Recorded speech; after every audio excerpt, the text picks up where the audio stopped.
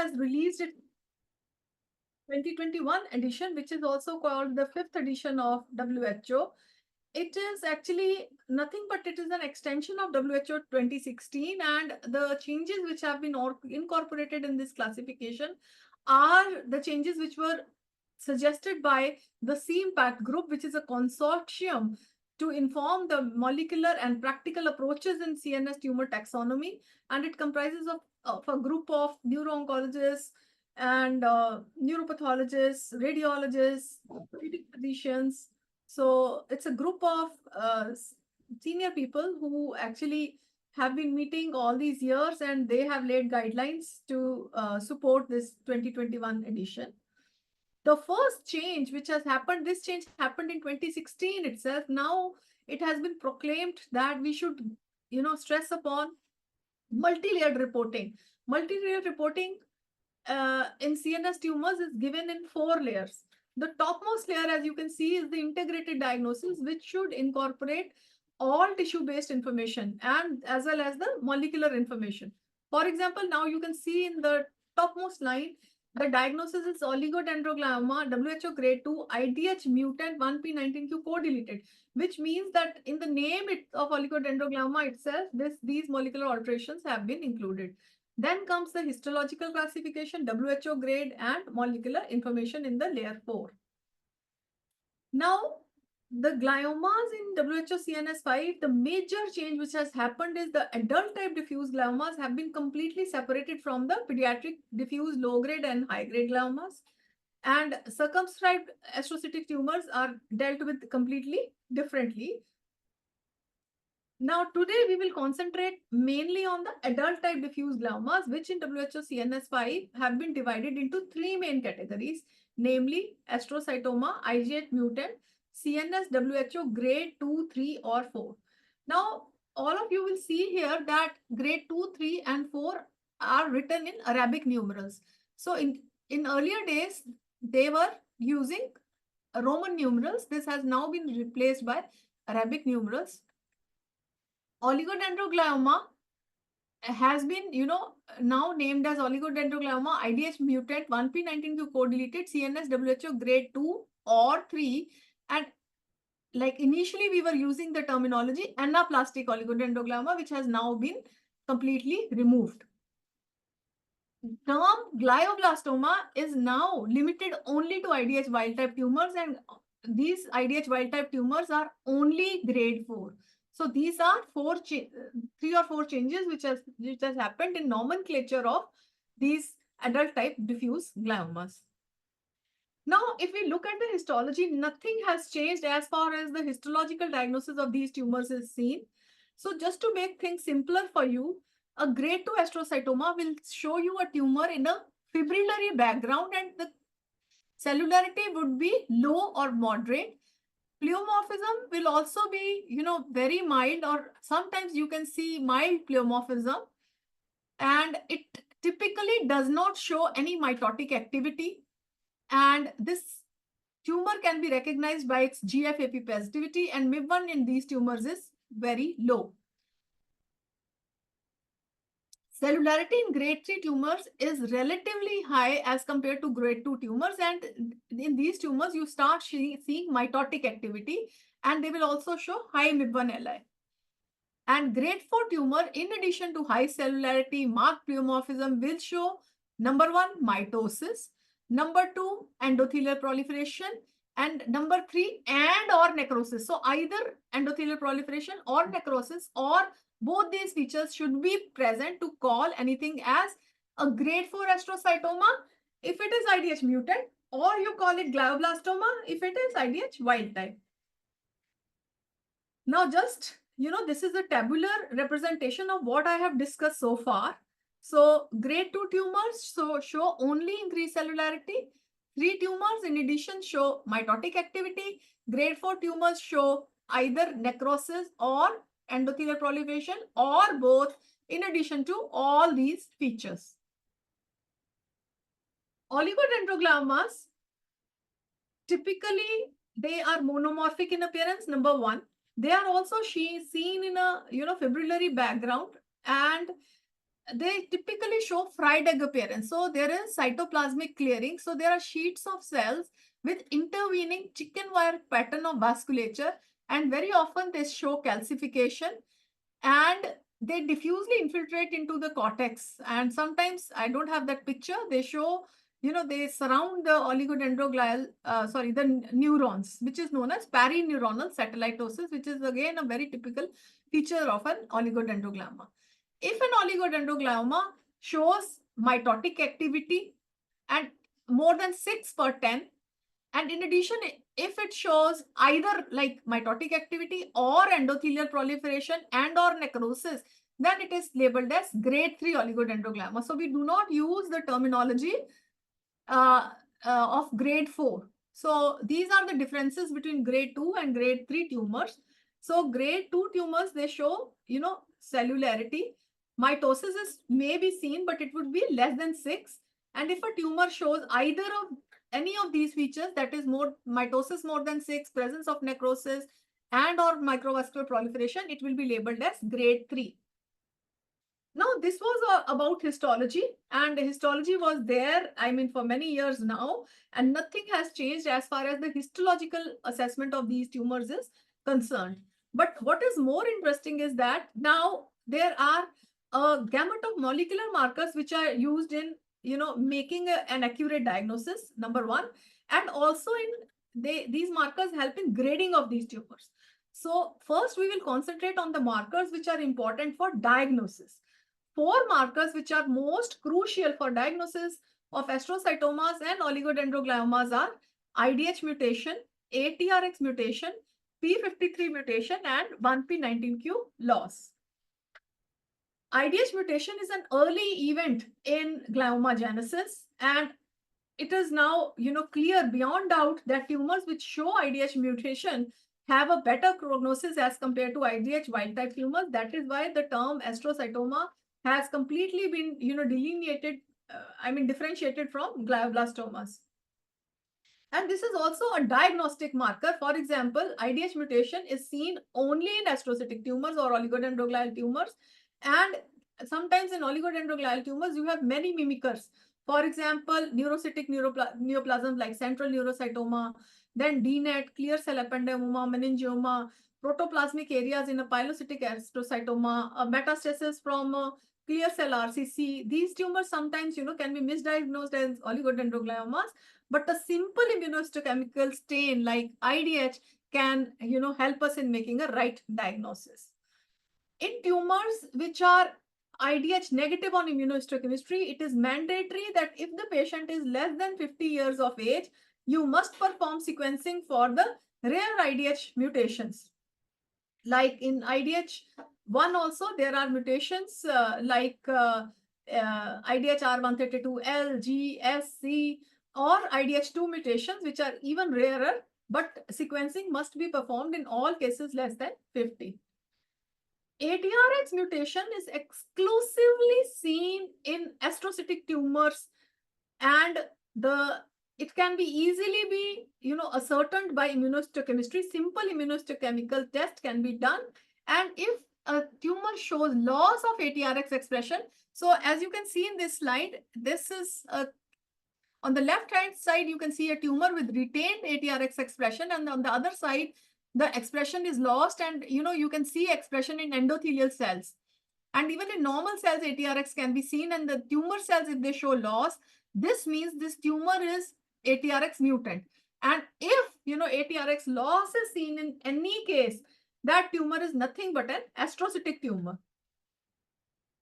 P53 mutation is generally seen in astrocytic tumors and is quite rare in oligodendrogliomas. Sometimes it can be seen in a grade 3 oligodendroglioma. And usually we use P53 IHC as a surrogate marker, although it does not have very good concordance. But in most of the centers in India, P53 IHC is performed.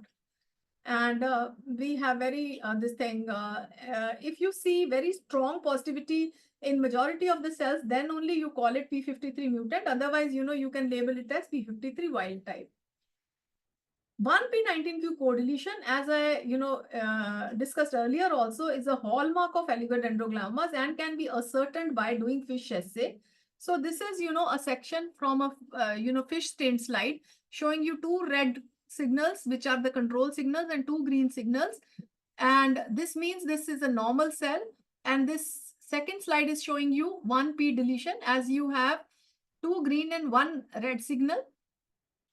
And again, the third slide is also showing deletion of 19q, as it has also got, most of the cells are showing uh, uh, only one red signal and two green signals. I'm not going into details of interpretation of fish because of lack of time, but you should remember that 1p19q co-deletion is diagnostic of an oligodendroglioma. And it is a diagnostic, prognostic, as well as a predictive biomarker, as these patients can be, they do very well with this thing, PCV chemotherapy. There are subtle features in MRI also which can predict 1p19q co-deletion status in a glial tumor. In the 1p19q non-correlated tumors, they show more than 50% T2 flare match, which is very predictive of non-correlated tumors. So in WHO 2021, oligodendrogliomas have been graded as grade 2 or grade 3. And other tumors which can also show isolated 1p or 19q deletion are neurocytoma, diffuse leptomeningeal glioneuronal tumor, or a meningioma. Now coming on to the second part of molecular markers, the markers which are important for grading of gliomas, not for diagnosis. Again, I'm telling you, only important for grading. It was over the last 4 or 5 years, it was realized that the astrocytic tumors, the IDH mutant astrocytomas, which show presence of homozygous CDKN2A deletion, they have a relatively poor prognosis. And now WHO says that if a IDH mutant astrocytic tumor, if it looks like grade 2 or grade 3, then you should perform this test. And if this tumor shows homozygous deletion, you label it as astrocytoma IDH mutant CNS WHO grade 4. So this is actually molecular grading. So for a diagnosis of a grade 4 tumor, either you should have CDKN2A homozygous deletion, or it should show you classical features which I've shown you in histology, that is microvascular proliferation and or necrosis. So this is the classification of astrocytic tumors. As you can see that even in grade 2 and grade 3 tumors, it is important to document that CDKN2A homozygous deletion is absent. Now coming on to the wild type tumors, it has been seen that the wild type tumors, if they show presence of TERT mutation or EGFR amplification or chromosome 7 gain, they behave, the prognosis is very, very bad and they behave like GBM. TERT mutation can be assessed by Sanger sequencing. EGFR amplification, chromosome 7 gain and 10 loss can be ascertained by FISH assay. So any one of these features, if present in a IDH wild type low grade looking tumor, it should be called as glioblastoma. So this is just a simple diagrammatic representation to show you that if a IDH wild type tumor shows any of these alterations, or it shows microvascular proliferation or necrosis, then it should be labeled as grade 4. So if you histologically can, call something as glioblastoma, you can, you may not perform these tests, but in low grade IDH wild type tumors, it is very important to perform these to look for these alterations. So now you see, IDH wild type diffuse astrocytic tumor will be called as glioblastoma if it either shows histological features of glioblastoma or any of the molecular features of a glioblastoma. Then in WHO CNS5, to summarize the changes which have happened, number one is astrology. In terminology, the word astrocytoma is used only for IDH mutant astrocytic tumors, and glioblastoma is used for IDH wild type astrocytic tumors. Morphology is same, they are all astrocytic.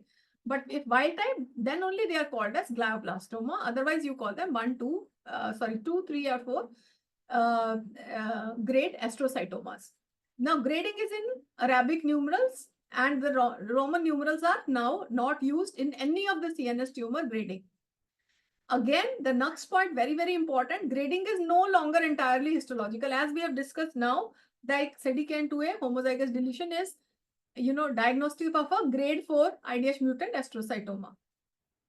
Now, if any lab you are not able to perform these tests, then WHO allows you to use two terminologies, that is NOS and NEC. For if a molecular workup has not been undertaken or failed technically, then you label that tumor as NOS, and after performing all the tests, if you're not able to give a WHO diagnosis to a tumor, then you call it NEC, that is not elsewhere classified. Now, this is just a summary of what we have discussed till now. If a tumor shows ATRX P53 and IDH mutation, it should be labeled as astrocytoma IDH mutant, grade 2, 3, or 4.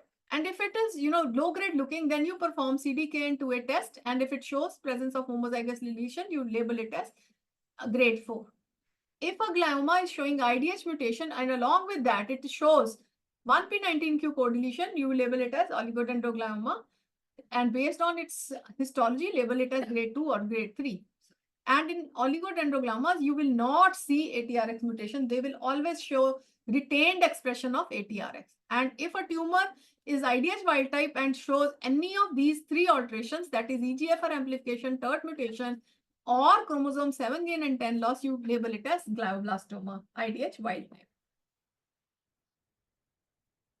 Now, coming on to another marker which is very important for prognostication of astrocytic tumors is MGMT. It was seen that in glioblastomas, if a tumor shows MGMT promoter methylation, the patients have a relatively better survival, or you can say significantly better survival as compared to the patients which have who have unmethylated MGMT. But unfortunately, MGMT status does not have any role in patient management, as because in patients who have unmethylated MGMT, there is no other alternative drug which can be given. So although patients who have methylated MGMT, they have better response to temozolomide, but in unmethylated patients with unmethylated MGMT promoter region, temozolomide is still given. Interestingly, there have been two recent studies. These are rather randomized clinical trials which have shown that MGMT testing should be standard of practice, at least in elderly GBMs. Because in patients who have methylated MGMT, we can give only temozolomide, and the patients who have unmethylated MGMT, we may not give them temozolomide as it is a very toxic drug, and in these patients we can give hypofractionated radiotherapy alone. So in our center, in all patients who are above 55, we are doing this MGMT testing in all cases.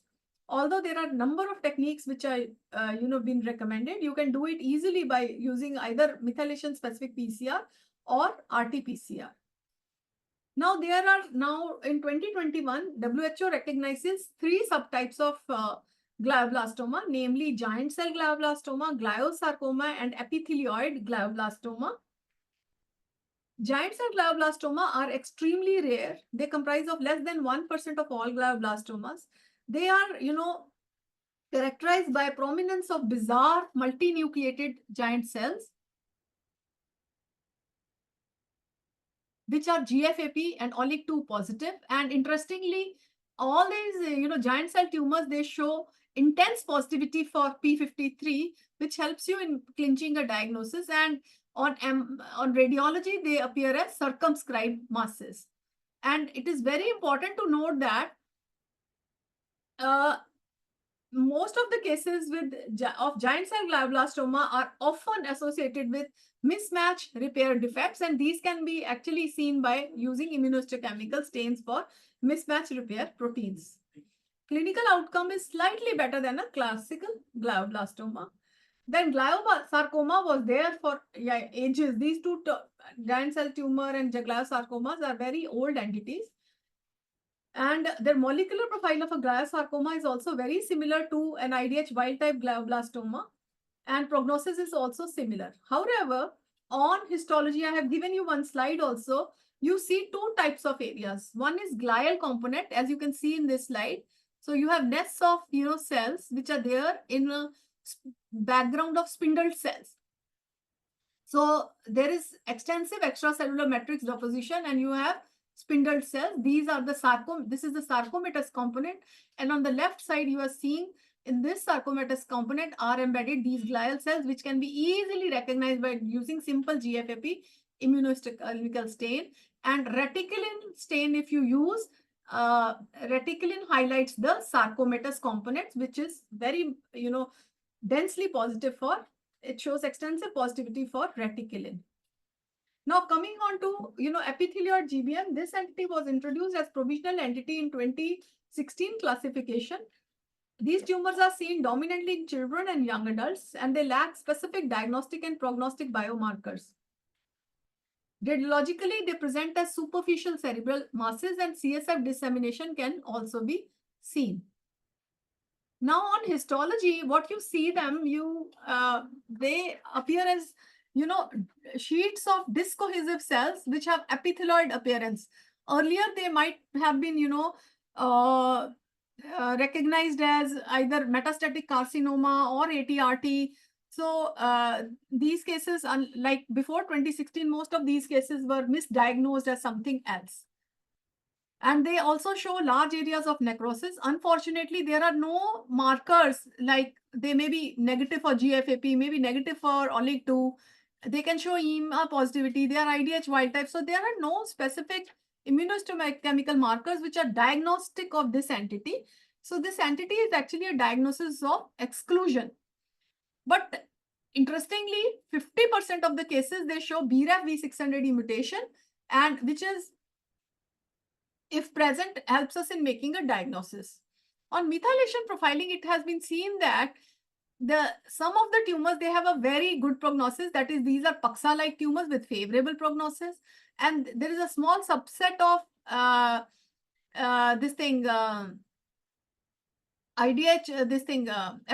GBMs, which behave like IDH wild type glioblastomas, and they have a very poor prognosis. And there is again a subset of tumors which are pediatric GBM like neoplasms with intermediate prognosis. So methylation profiling plays a very important role in prognostication of epithelioid GBM. So although it's the one diagnosis, but under this umbrella, there are 3 molecular entities which have a distinct prognosis. So nearly 50% of the cases show BRAF V600E mutation, which can be, assessed by either doing immunohistochemistry. We are using Ventana machine in our center, which is working very well, or you can use Sanger sequencing to decipher or identify this mutation. Now, why it is important to differentiate epithelioid glioblastoma for other glioblastomas? Dramatic response to BRAF inhibitors has been reported in BRAF V600E mutant examples, and clinical trials are underway in these tumors, and almost all BRAF V600E tumors, the clinical trials are ongoing to look at its efficacy. We have done a study from our center in which we, on 150 adult IDH mutant tumors, we performed CDKN2A test by doing FISH, and we saw that none of the grade 2 and only 10% of the grade 3 astrocytomas showed deletion. So we recommend that, and nearly 40% of recurrent primary gliomas showed CDKN2A homozygous deletion. So in India, we recommend that in grade 2 tumors, you may not perform CDKN2A testing, but in grade 3 or recurrent tumors, it should be performed in all the cases. Then in IDH wild type low grade looking tumors, we also perform TERT mutations and EGFR amplification and 7 gain 10 loss. And unfortunately, only 20% of the cases were reclassified as IDH wild type glioblastoma, which means that still 70% of the cases, 70 to 75, may remain undiagnosed even after using these 3 tests. And you need, targeted sequencing or exome sequencing to come at a right diagnosis. So this is a panel of, immunohistochemical markers along with FISH and Sanger sequencing. If used, judiciously, you can easily, diagnose these 3 or 4 entities and differentiate these tumors from one another. I will discuss it when I discuss the cases. So, before, coming on to case discussion, I would like to, show you some of the tumors which can mimic high-grade gliomas. So you should keep these entities in mind whenever, you are analyzing a tumor which looks high-grade. Circumscribed astrocytic tumors or low-grade astrocytomas in the WHO have been divided into these entities, that is pilocytic astrocytoma. Now you will say, why madam is showing pilocytic astrocytoma to us? And she says like, it can mimic a glioblastoma. This is quite funny. And high-grade astrocytoma with piloid features, pleomorphic xanthoastrocytoma or PXA, subependymal giant cell astrocytoma, choroidal glioma, and astroblastoma. These are 5 entities which are included under circumscribed astrocytic tumors. I'll touch upon the tumors which can look like GBM, and you can always make a mistake and misdiagnose them as glioblastomas. Pilocytic astrocytomas are actually grade 1 tumors, which means once a tumor is removed, the tumor will not recur and patient is almost cured. So the prognosis is excellent. 10-year survival rate approaching 100% with total removal. So what you classically see in a pilocytic astrocytoma is a biphasic pattern. You see pyloid areas, protoplasmic areas, which can, protoplasmic areas can, you can mistake them for an oligodendrogliomas, but you have classical features like rosanthal fibers, eosinophilic granular bodies. These are actually cyst-like, bodies with, you can see pink dots, multiple pink dots in these bodies, and these are actually eosinophilic granular material is there in these cysts. And these are very diagnostic of a pilocytic astrocytoma. So if you, see only these classical 3 or 4 features, you can easily diagnose a pilocytic astrocytoma. But sometimes pilocytic astrocytomas can show degenerative nuclear atypia, and very frequently they can also show microvascular proliferation. If you are not aware of these 2 features which can be seen in a pilocytic astrocytoma, then you can easily misdiagnose them for glioblastoma. And please, in any tumor, look at the age of the patient. Pilocytic astrocytomas, they happen in young age. Look at your histology. Do you see mitosis? Do you see necrosis? Okay, then you should look at all the features before you misdiagnose them as glioblastomas. And in difficult cases, you can always do molecular testing. Most of the pilocytic astrocytomas, they show positivity for BRAF KIA fusion, which can be easily assessed by using FISH assay. Or you can also do, RT-PCR testing for recognizing BRAF KIA fusion in pilocytic astrocytoma. Now, second tumor which can be misdiagnosed as glioblastomas and is misdiagnosed as glioblastomas by young assistant professors and even by senior residents in a clinical setting where they are not aware of this entity is because they very well resemble glioblastoma. I mean, if you do not know about this entity, you will call them glioblastoma for sure.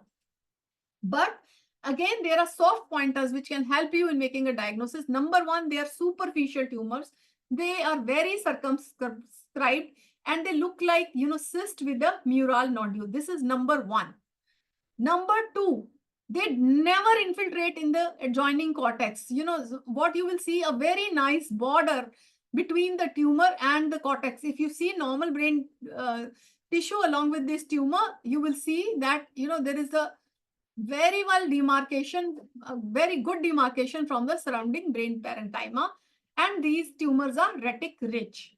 Now on histology, now if I give you this slide, you will easily say, oh, madam, this is a glioblastoma. But are you seeing brisk mitotic activity? Are you seeing extensive endothelial proliferation? Are you seeing necrosis? So if you are not seeing such features, please do not misdiagnose anything as glioblastoma. Look for other features. What are other features? These tumors, they show extensive, inflammation. They show xanthomatous cells, lipidized cells. They show eosinophilic granular body, perivascular inflammation. So these are subtle features which help you in making diagnosis of a pleomorphic xanthoastrocytoma, and these are grade 2 tumors. And on immunohistochemistry, they show immunopositivity for glial markers. GFAP and OLIC2 are glial markers. And also for neuronal markers. MAP2 and beta tubulin are neuronal markers. So they show immunopositivity for both glial as well as neuronal markers. They are IDH wild type. They often show immunopositivity for CD34, which if present is always helps in diagnosis. And interestingly, they are also immunopositive for BRAF V600E. Like some people say they are cousins of epithelioid GBM. So pleomorphic xanthoastrocytoma are usually grade 2, but if a tumor shows more than 5 mitosis with or without necrosis, you call it as grade 3 pleomorphic xanthoastrocytoma. So you should, in any high-grade looking tumor, please look at the age of the patient, the radiological findings, and also look at the histology also. So if it is not showing you brisk mitosis, endothelial proliferation, and necrosis, don't jump onto a diagnosis of GBM. And in a young patient, even if it is showing you mitosis and necrosis, please, rule out pleomorphic xanthoastrocytoma if it is superficially located, and you can easily perform, BRAF IHC, which would be positive in these cases. BRAF, again, I have told you before also, it can be done by either Sanger sequencing or by IHC. Then third entity, which can, again mimic a glioblastoma, but is a grade 1 tumor, is SEGA, subependymal giant cell erythrocytoma. These are benign, completely benign intraventricular tumors. As you can see, they are grade 1 tumors, and they are seen in the lateral or third ventricle in children or adolescents, and prognosis is very good, and most of these tumors are surgically curable. And I need not, elaborate that on histology, they show spindle, epithelioid, or gemistolytic cells in nests or in sweeping fascicles, and they can, mimic a glioblastoma, and you can easily misdiagnose them and mislabel them as glioblastoma. And they often show, calcified areas, ganglion-like cells. But in number one, the location of the tumor, number two, age of the patient, and number three, complete absence of, mitotic activity, necrosis, and endothelial proliferation, you can easily make a diagnosis. And they also show immunopositivity for both glial as well as neuronal markers. And these tumors also show immunopositivity for TTF1. And also they can be, show loss of hamartin or tuberin. And MIP would also be very low. So SEGA is a grade 1 tumor. So pilocytic astrocytoma, SEGA, and pleomorphic xanthoastrocytoma are classical examples which can be misdiagnosed as glioblastoma. High-grade astrocytoma with pyloid features is a new entity which has been introduced in WHO 2021. I'm not going into the details of this entity, but you should know that this tumor can also mimic like a glioblastoma. However, unfortunately, there are no markers as of now by using which we can, diagnose these tumors. They often, are seen in adults, and in cerebellum is the most frequent location. And most of these tumors, they show ATRX loss, and CDKN2A homozygous deletion can be seen.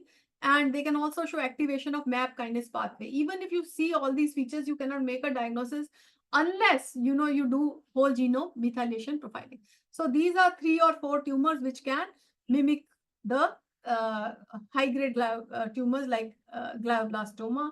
So by using a panel of immunohistochemical stains, FISH, and Sanger sequencing, you can easily make a diagnosis. And there is,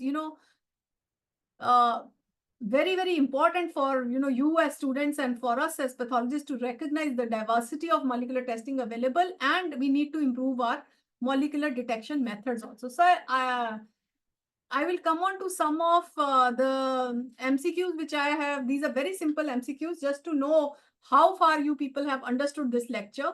The question number 1 is, which of the following mutations is most commonly associated with better prognosis in gliomas? P53 mutation, IDH mutation, EGFR amplification, or TERT mutation? And we'll give the students a few minutes to answer. Yeah, they should not take few minutes, few seconds only. Few seconds. They can write their answer in the chat box. Yes. So one person has answered as IDH1. Yeah. Any other answer?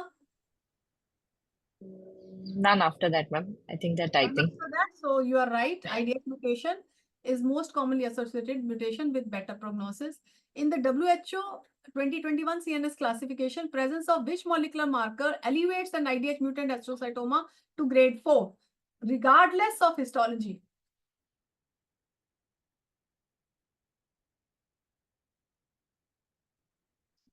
Come on, it should take only few seconds, not minutes. So we have an option B. Three people have answered as B. Thank you. CDKN2A, Yeah, homozygous deletion. CDKN2A, homozygous deletion. Which molecular feature is most characteristic of an oligodendroglioma according to WHO 2021? This is very easy. MBBS question.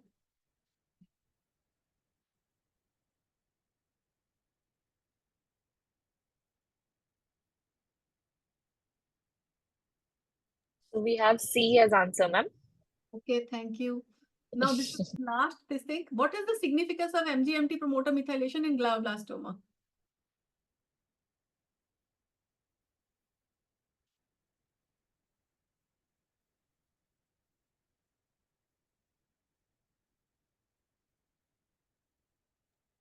Someone has answered as C. It suggests a better response to radiotherapy. No, it suggests actually better response to temozolomide therapy, not radiotherapy. So radiotherapy should be given to elderly patients who are show unmethylated MGMT promoter methylation status. So it indicates number one, better prognosis. Number two, better response to temozolomide therapy.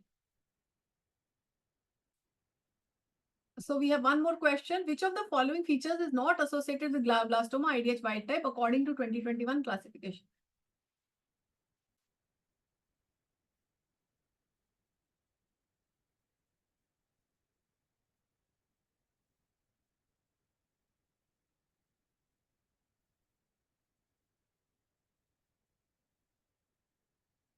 Again, it should take you few seconds.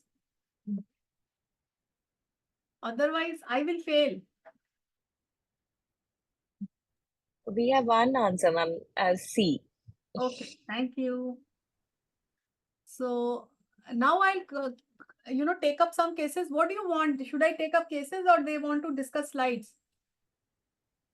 Ma'am, I think we'll shift to the slides that were shared. We'll discuss few of them, especially the mimickers that you were just discussing.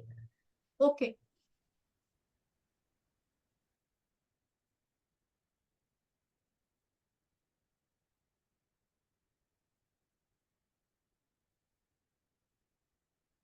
Just see that there's no lag in the presentation. Sure, ma'am. In case there is, I'll tell you about it. Yeah, we can see I can see your screen, ma'am. Can you make it full screen? Do you have this thing, clinical histories of these cases? Ma'am, we have very brief history for this. The history that was provided was, I'll just check and tell you. Yeah.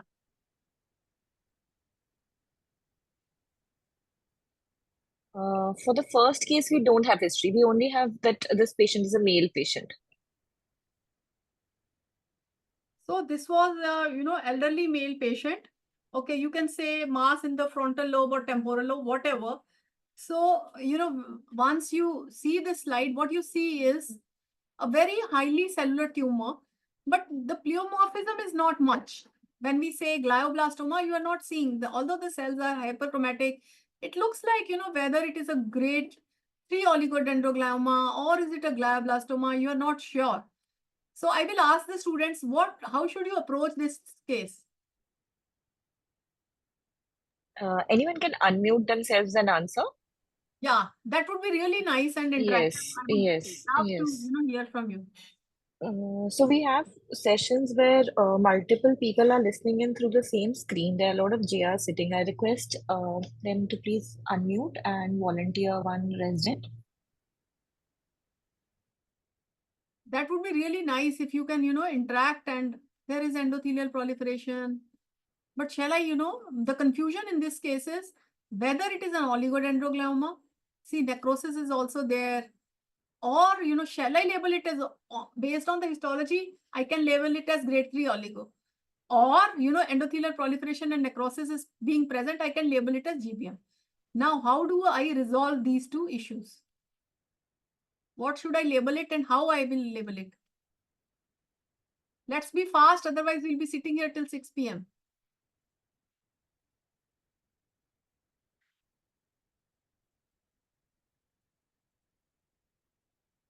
Monomorphic cells. I think Dr. Riddhi, not only the students, the faculties also can participate. It is just a discussion.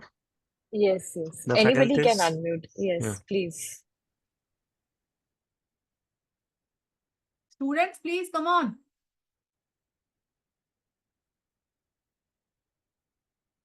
Riddhi, if there is no response, shall I discuss? Or any of my students sitting here can answer. What will we do in Yes, this ma'am. case? First of all, in anything which looks like this, we should do IAPM, IDH, ATRX, P53, and MIB. Okay, IAPM, that is Indian Association of Pathologists and Microbiologists. If this case is IDH positive, okay, and ATRX is lost, then you label it as, what will you label it as? IDH positive, ATRX is lost. What will you label it as? It is showing mitosis, necrosis, endothelial proliferation. So, ma'am, we have answers in the chat box. People are answering as astrocytoma. Yes, astrocytoma, IDH mutant, CNS Mutant. grade 4. Yes. That should be your diagnosis. Now, in the second scenario, this case shows you IDH positivity, ATRX is retained and 1p19q is co-deleted.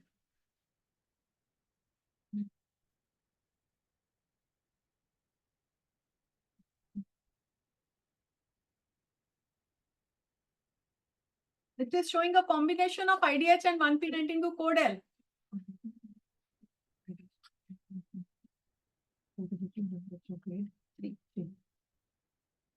Any answers?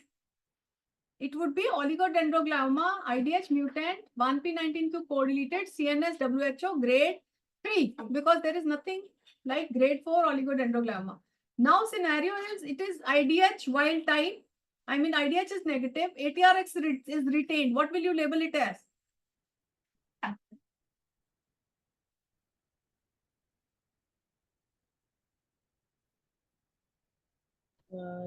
Somebody is answering as GBM. You should not label it as GBM unless, you know, the patient is above 50. If the patient is below 50, you should call it, you know, if you have IDH sequencing, you should actually do sequencing just to be sure that IDH is negative, or you label it as astrocytoma, CNS WHO grade 4 NOS. And on sequencing, if you have proved that this is a, you know, IDH wild type case, then you call it as glioblastoma, IDH wild type, and grade 4. And if you have fish and you can, you know, demonstrate EGFR amplification because of the histology, which looks typically like oligodendroglioma, these are small cells. This, although, you know, subtype is not retained in the WHO, it doesn't come, but WHO allows you to call it small cell GBM. So this is a case of small cell GBM. So then you can call it small cell glioblastoma if you see EGFR amplification in this. So now, you know, I have given you 3 scenarios. You know, if it is showing ATRX loss, IDH positivity, label it as astrocytoma IDH mutant. If along with IDH, it is showing you ATRX retained and 1p19q co-deleted, then you label it as oligo.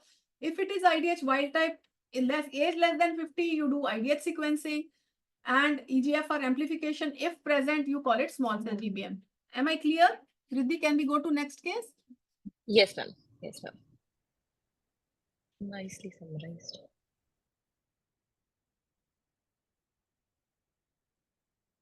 15233. Do you have the history? These kids have the history. They have the history. Can you tell me the history? Yes, ma'am. The history that we had for this case was 40-year-old male, right parietal lobe mass. So 40-year-old male. So that means it is a middle-aged person. Parietal lobe mass. What you see in this slide is, does anyone want to describe this slide? Anyone interested? Riddhi, can you see my arrow? Arrow, I can't see, ma'am. Screen No, is we visible. can see. Yes, We we can can see see it the is arrow, ma'am. small. It is small. Yes, yes. Yeah. Arrow is there, ma'am. Yes, yes. We can see the Two types of proliferating. area, nets of these Yes. pinkish cells, and you know, outside that there are spindle cells. So diagnosis is very clear on histology also. Nets of these Right, cells. ma'am. Along with that, you have fascicles of spindle cells.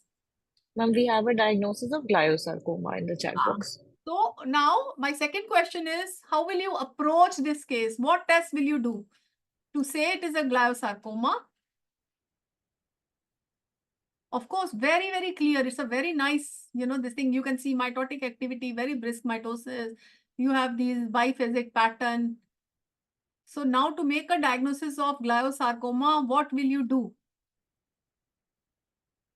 Bachas, come on. How many students are there?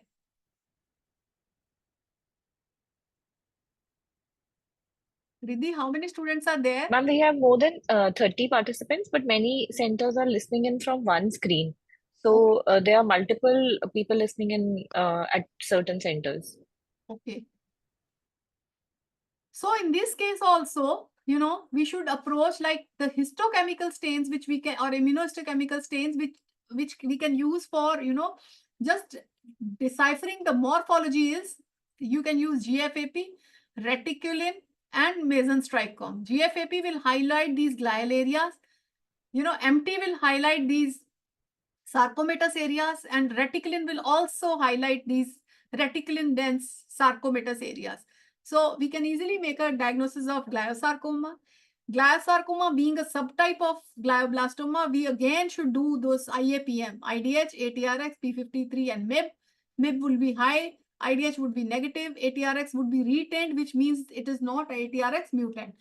So these 4 IHCs along with, GFAP, OLIG2, reticulin, and mesenteric, you can, easily make a diagnosis of gliosarcoma. Although, there is no difference in prognosis of gliosarcoma from glioblastoma, but it is always good to make this diagnosis if you see, this biphasic pattern. Molecular alterations of gliosarcoma are also similar to a gliosarcoma. Now looking at the case 3, that is 3116, can you give me on this thing? History? History Yes, is ma'am. important. This Yeah. patient is a 49-year-old male with a right lateral ventricular mass. Yeah, 49 male lateral ventricular mass. One thing is very clear. Glioblastomas in ventricles are extremely rare.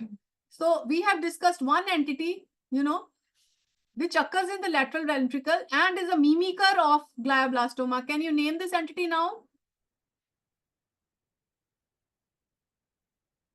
Again, this is an IDH wild type tumor, WHO grade 1 tumor, shows activation of mTOR pathway, presence of glial as well as neuronal markers.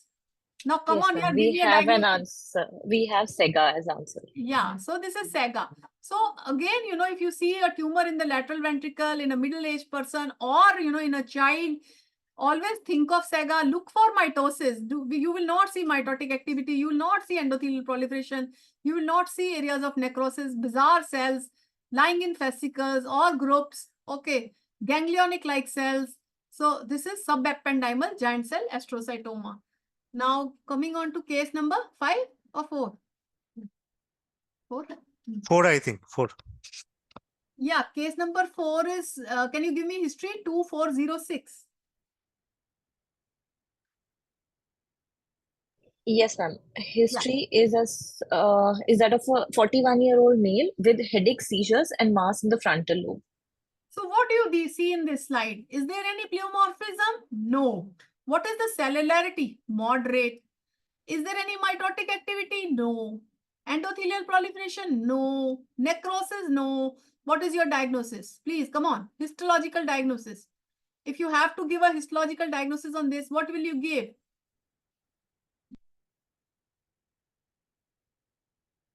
I want a histology. I don't have any IHC. What will be your diagnosis?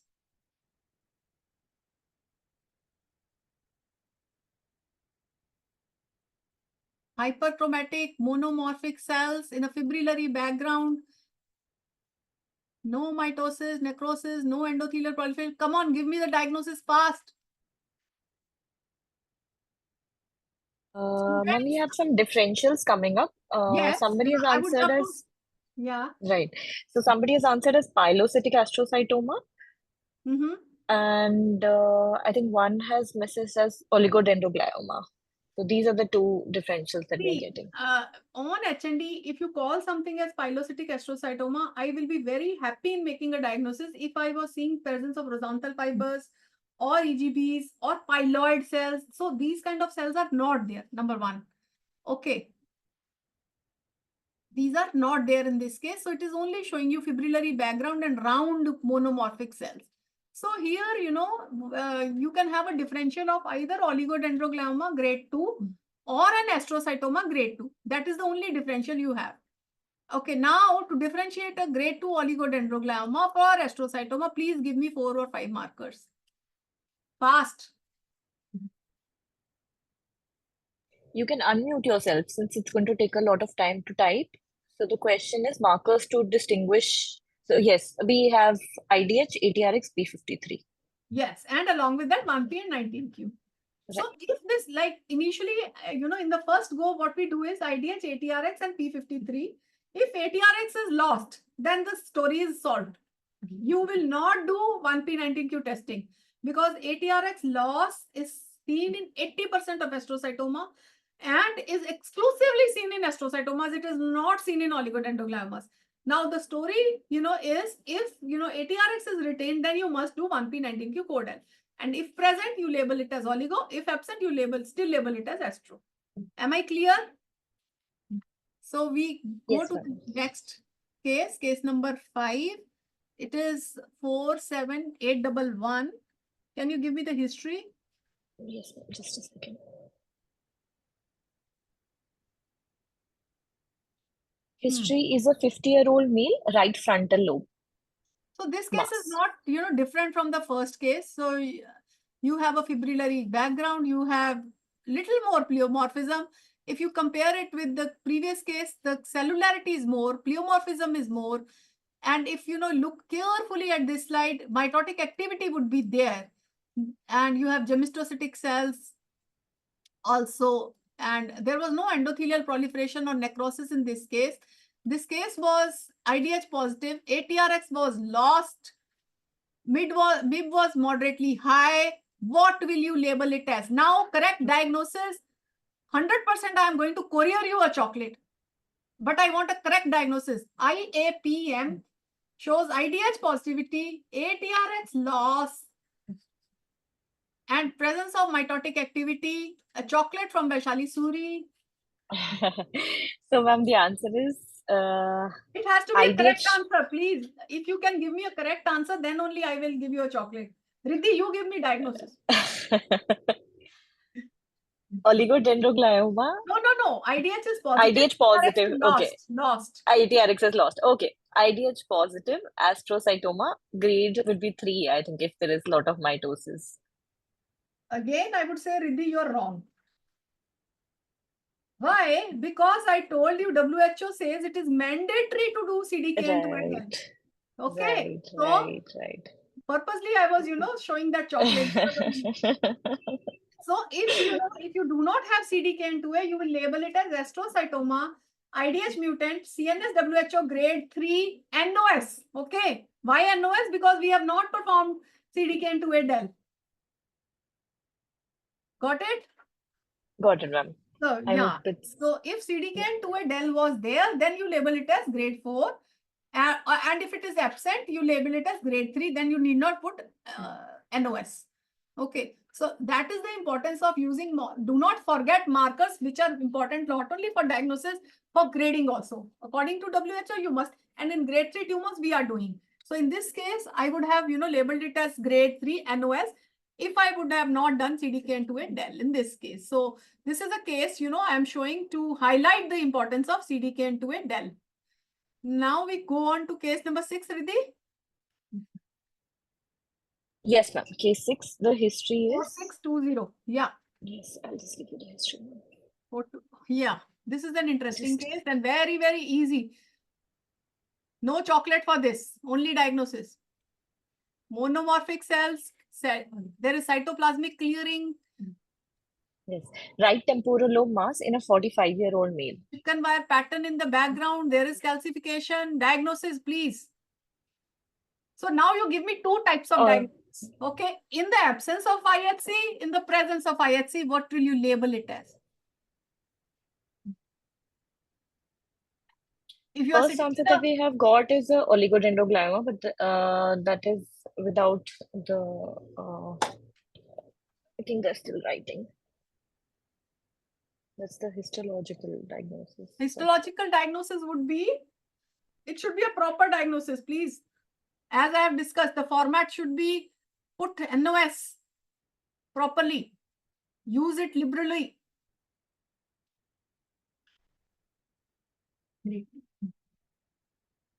So in the absence of 1P19Q codel and IDH, you should label it as oligodendroglioma, CNS WHO grade 2 NOS. And if I can, prove that it is IDH mutant and it is showing you homozygous deletion, I will label it as oligodendroglioma, IDH mutant, 1P19Q codelated, CNS WHO grade 2.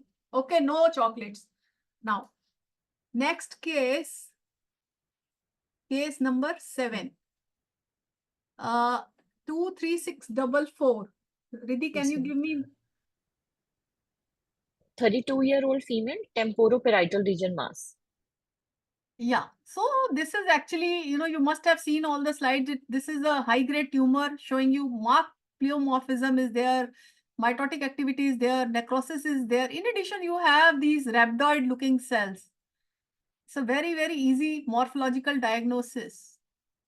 Recent entity, subtype of glioblastoma, introduced in WHO 2016, rhabdoid type cells, BRAF mutant. I have given you everything. I want a diagnosis fast.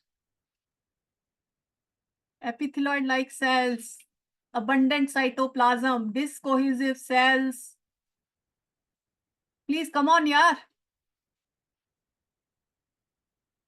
No diagnosis? Epithelioid GBM. Yeah, Epithelioid this is GBM. an epithelioid GBM. Good. Coming on to the case number 8, 57573. Can I have the history? Yes, he's a 26-year-old male with history of long-standing seizures and superficial location of the mass. So the history itself tells you the diagnosis. Young male, superficial mass, history of seizures. Don't think of a We have the glioblastoma. diagnosis, ma'am. You We have the have diagnosis. PAXA. Yes. So, but to make a diagnosis of PAXA, look at this. You have eosinophilic granular bodies here and there. Many are there in this case. Okay. Although you have bizarre looking cells, but there is no mitosis, no endothelial proliferation, no necrosis, superficial mass, temporal mass, young child, history of seizures. Okay. And again, I have the diagnosis. I want molecular diagnosis. Which marker is diagnostic of this? I should not say diagnostic, but is seen in majority of pleomorphic xanthoastrocytomas. One marker.